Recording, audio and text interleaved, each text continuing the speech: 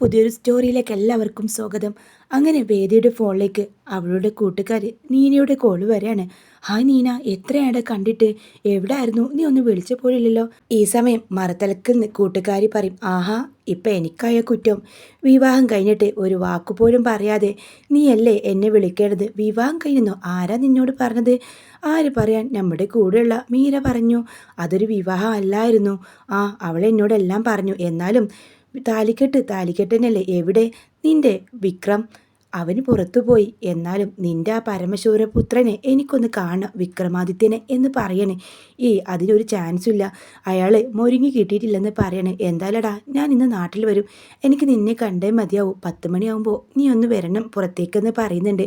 അങ്ങനെ റെഡിയായിട്ട് വേദ പുറത്തേക്ക് പോകുമ്പോൾ കമലാമ്മയോട് പറയും, അമ്മേ, എൻ്റെ കൂട്ടുകാരിയെ കാണണമെന്ന് പറഞ്ഞിട്ടുണ്ട്. ഞാനൊന്ന് പുറത്ത് പോയിട്ട് വരാം.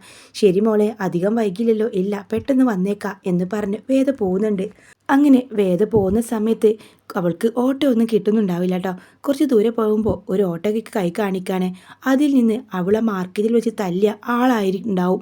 അവരെ കണ്ടതും ഞാനില്ലെന്ന് പറയുമ്പോൾ ആ ഓട്ടോ പോവാൻ നോക്കുമ്പോൾ, അങ്ങനെ ഇങ്ങ് പോയാലോ മോളെ, ഇതിലേക്ക് കയറി, ഞാൻ നിന്നെ കൊണ്ടുവിടാം. അന്ന് നീ വലിയ വീരം കാണിച്ചതാണല്ലോ, എൻ്റെ മുഖത്തടിച്ച് നിന്നെ നോക്കിയിരിക്കായിരുന്നു എന്ന് പറയാം.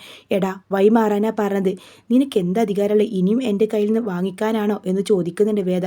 ഇവിടെ ഒരു വീറ് കണ്ടില്ലേ, ഇവളെങ്ങ് പിടിച്ചാലോ പൊക്കിയാലോ എന്ന് പറയുന്നുണ്ട്. അങ്ങനെ കൂട്ടുകാരനും വില്ലൻ തന്നെയായിരിക്കും ഓട്ടോ ഡ്രൈവർ. അപ്പോഴേക്കും അവൻ്റെ കൂട്ടുകാർ വാനിൽ വരുന്നുണ്ട് കേട്ടോ. എന്താണ് ശ്യാമേ, എന്താണ് പ്രശ്നം എന്ന് ചോദിച്ച്, ഇവളുണ്ടല്ലോ, ഇവളാ എന്നെ മാർക്കറ്റിൽ വെച്ച് എൻ്റെ മുഖത്തടിച്ചത്. ഓഹോ, ഇവളായിരുന്നല്ലോ, ഇവൾ കൊള്ളാലടോ, ഇവൾ നല്ല അടിപൊളി ചരക്കാണല്ലോ, ഇവളങ്ങ് പൊക്കിയേക്കെന്ന് പറയാണ്. അങ്ങനെ വേദക്ക് ഒഴിഞ്ഞു മാറാൻ പറ്റുന്നതിന് മുമ്പ് തന്നെ അവരെല്ലാവരും 5-6 ആളുകളുണ്ടാവും. അവരെല്ലാവരും കൂടെ ചേർന്ന് വാ പൊത്തിപ്പിടിച്ച് വേദയെ കാറിൽ കയറ്റി കൊണ്ടുപോവാൻ കേട്ടോ. വിമലാമ്മയാണെങ്കിലോ ഏറെ വൈകിട്ടും വേദയെ കാണാതെ ഇങ്ങനെ വിഷമിച്ച് നിൽക്കുകയാണ്. ഇടയ്ക്കിടയ്ക്ക് ഉമ്മറത്ത് വന്ന് നോക്കുന്നുണ്ട്, അവളേറ്റ് വരുന്നുണ്ടോ എന്ന് കരുതി. ശ്രീജെ, നീ ഒന്ന് വിളിച്ചു നോക്ക്. അമ്മേ, ഞാൻ ഒരുപാട് തവണ വിളിച്ചു, പക്ഷേ ഫോണിലേക്ക് കിട്ടുന്നില്ല. എന്ത് പറ്റിയാവോ? അവളങ്ങ് അവളുടെ വീട്ടിലേക്ക് പോയി കാണും എന്ന് നന്ദിനി വന്ന് പറയാണ്. അവളങ്ങനെ പറയാതെ വീട്ടിലേക്കൊന്നും പോവില്ല. അവൾ കുറച്ച് സമയം കഴിഞ്ഞാൽ വരാമെന്ന് പറഞ്ഞല്ലേ പോയത് എന്ന് കമലാമ്മ പറയുന്നുണ്ട്. അങ്ങനെ വേദയെ നോക്കാണ്. ഏറെ സമയമായിട്ടും വിക്രം അവിടേക്ക് വരികയാണ്. വിക്രമാണ് 3 പേരും പുറത്ത് നിൽക്കുന്നത് കാണുമ്പോൾ, എന്താ നിങ്ങൾക്കിന്ന് ഉറക്കൊന്നുമില്ല? എടാ മോനെ, വേദി കാണുന്നില്ലെന്നോ? അവളിത് എങ്ങോട്ട് പോയി? സമാധാനം, അവളുടെ വീട്ടിലേക്ക് പോയി കാണുമല്ലേ? എന്തായാലും അടിപൊളി. നന്ദിനിയെടുത്തി, നിങ്ങൾക്കാണ് അതിനുള്ള ഒരു താങ്ക്സ് എന്ന് പറയാട്ടോ. എടാ, അവളുടെ കൂട്ടുകാരുടെ വീട്ടിലേക്കെന്ന് പറഞ്ഞു പോയതാ. അവളുടെ വീട്ടിലേക്ക് എത്തിയിട്ടില്ല, എനിക്ക് ഉറപ്പുണ്ട്. അവളുടെ വീട്ടിലേക്ക് പോയിട്ടില്ലെന്ന കാര്യം എന്ന് കമലാമ്മ പറയാണ്. ഈ സമയം വിക്രം വീട്ടിലേക്ക് വരുന്ന സമയത്ത് 2-3 പേര് പതിഞ്ഞ് നിൽക്കുന്നതൊക്കെ കാണുന്നുണ്ടായിരുന്നു കേട്ടോ. എന്തൊക്കെയോ സംശയം തോന്നി വിക്രം അവരുടെ പുറകെ പോയെങ്കിലും അവർ ഓടി രക്ഷപ്പെടുന്നുണ്ടായിരുന്നു. ഈ സമയം വിക്രം അവളുടെ വീട്ടിലേക്ക് പോയിട്ടില്ലെങ്കിൽ പിന്നെ എവിടെ പോകാനാ? നന്ദിനി അടുത്ത് ഒന്ന് വിളിച്ചു നോക്കിയേ, വർഷയുമായിട്ട് നിങ്ങൾക്ക് ഭയങ്കര കമ്പനിയാണല്ലോ എന്ന് ആക്കി പറയുന്നുണ്ട്. ആ സമയം നന്ദിനി പറയുന്നുണ്ട്, അവളുടെ വീട്ടിലേക്ക് എത്തിയിട്ടില്ല, ഞാൻ വർഷേച്ചിയെ വിളിച്ച് അന്വേഷിച്ചിരുന്നു. അപ്പോൾ അതും കഴിഞ്ഞു, പിന്നെ എന്താ നിങ്ങളിത് മിണ്ടാത്തത് എന്ന് ചോദിക്കാണ്.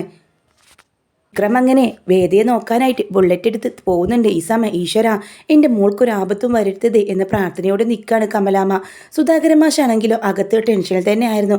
ആ കുട്ടിയെ കാണാനില്ല, എവിടെയും പോയിട്ടുണ്ടാവില്ല, അവൾ വീട്ടിലുണ്ടാവും. ഇല്ല എന്നാണ് നന്ദിനി പറഞ്ഞത്. നന്ദിനി അവളുടെ ഏട്ടൻ്റെ ഭാര്യയായിട്ട് സംസാരിച്ചെന്ന്. അപ്പം നന്ദിനിക്ക് അങ്ങനെ ഒരു കമ്പനി ഉണ്ടല്ലേ എന്ന് പറയാണ്. എന്നാലും ആ കുട്ടിക്ക് എന്ത് സംഭവിച്ചു കമലം? അവൾ ധൈര്യശാലിയാണ്, അവൾക്കൊന്നും സംഭവിച്ചില്ല. അവൾക്ക് എല്ലാ ആത്മധൈര്യമുണ്ട്. അതുകൊണ്ട് തന്നെ അവൾ എവിടെ പോയാലും രക്ഷപ്പെടും. നമ്മുടെ പ്രാർത്ഥനയും ഉണ്ടാവും. അവൾക്ക് ഒരു ആപത്തും സംഭവിക്കരുതെന്ന് ഞാൻ മനമുരുകി പ്രാർത്ഥിക്കുന്നത്. അവൾ എൻ്റെ മരുമകളല്ല, എൻ്റെ മകൾ തന്നെയാണെന്ന് മാഷ് മനസ്സ് തുറന്ന് പറയുന്നുണ്ട്. ഈ സമയം വിക്രമാണെങ്കിലോ അവളെ അന്വേഷിച്ചു പോവാണ്. അങ്ങനെ രാധയെ വയ്യോരത്ത് കാണുമ്പോൾ വേദയെ കാണാനില്ലെന്ന് പറയുന്നുണ്ട്. ആ വേതാളം പോയോ? എടി, അവൾ പോയതല്ല, അവളെ വീട്ടിലെവിടെയോ പോയിട്ടില്ല.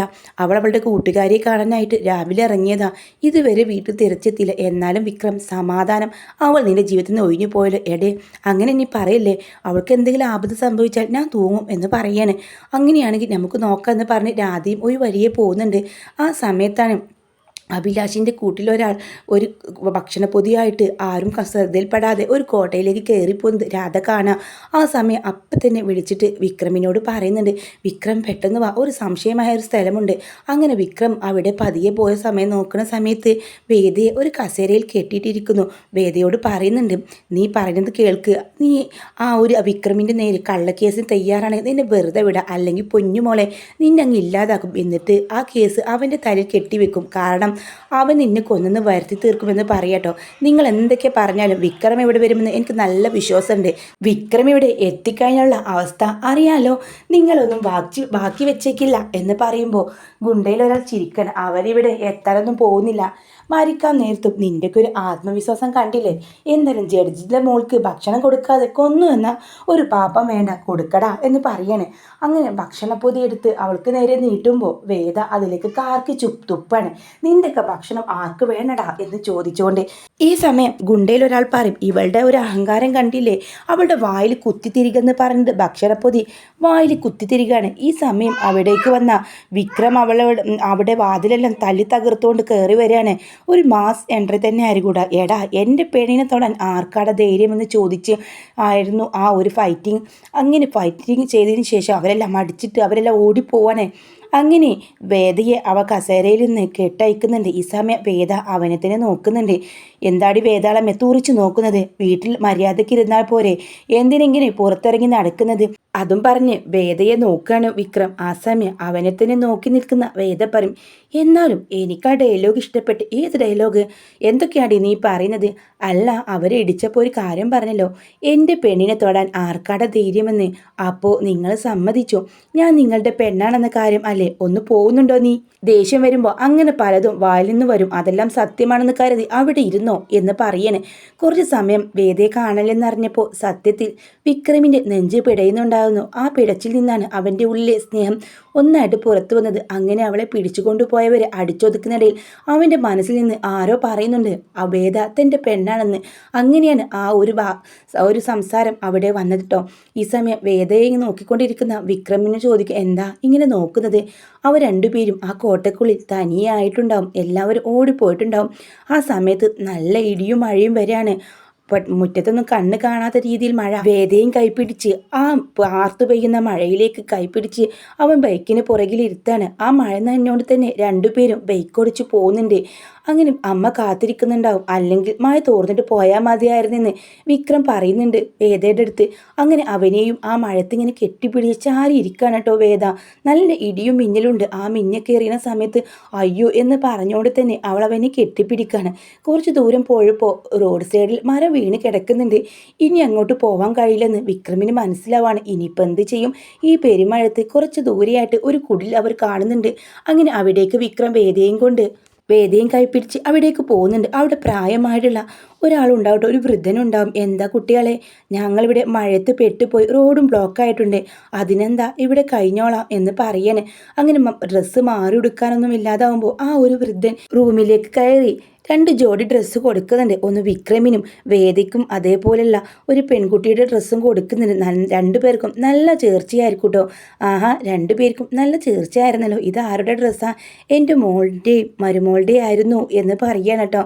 അവരെവിടെ എന്ന് ചോദിക്കുമ്പോൾ അവരിവിടെയല്ലേ, പുറത്തെവിടെയെങ്കിലാണോ? അല്ല, അവരിവിടെ പോയിട്ട് ഇപ്പോൾ 5-6 വർഷമായി. വിവാഹം കഴിഞ്ഞ് 2 മാസേ ഇവിടെയുള്ളൂ. അപ്പോഴേക്കും അവർ പോയി. ഇത്രയേറെ പരസ്പരം സ്നേഹിക്കുന്നവർ ഉണ്ടെന്ന് എനിക്ക് സംശയമായിരുന്നു. എൻ്റെ മോനെ അവളെ പ്രണയിച്ച് വിവാഹം കഴിച്ചതാ. അങ്ങനെ അവൾക്ക് ആദ്യമൊന്നും താല്പര്യമില്ലായിരുന്നു, അവൻക്കായിരുന്നു അവളോടുള്ള ഇഷ്ടം.